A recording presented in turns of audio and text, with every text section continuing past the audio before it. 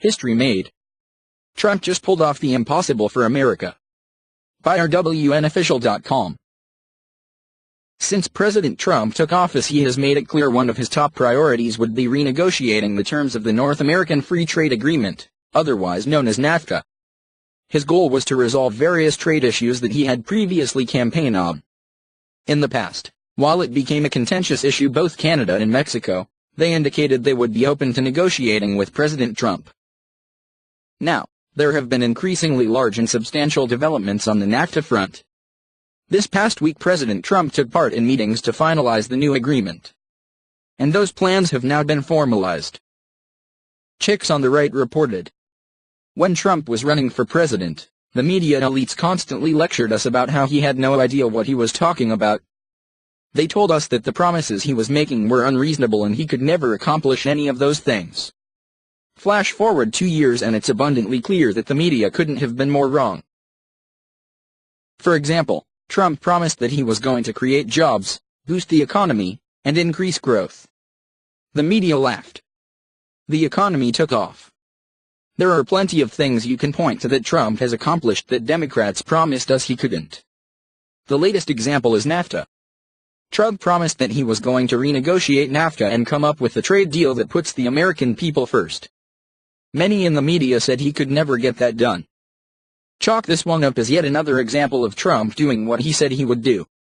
We don't see that from many politicians. He's going to be tough to beat in 2020, especially when you look at the unimpressive bench the Democrats currently have. Fox News reported.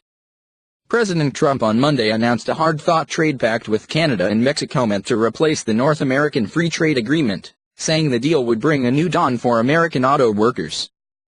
This is a truly extraordinary agreement for the United States, Canada, and Mexico, Trump said in the Rose Garden, surrounded by his trade negotiating team.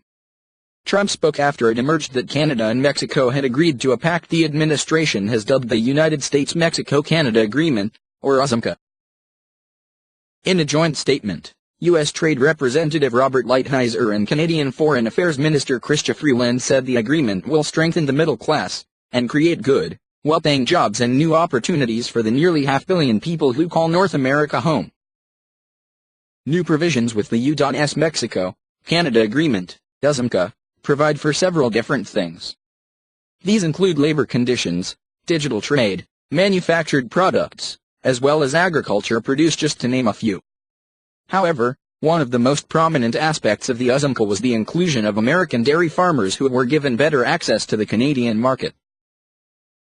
As well, new guidelines were imposed that allow for a higher proportion of cars to be manufactured amongst all three countries instead of being imported from elsewhere.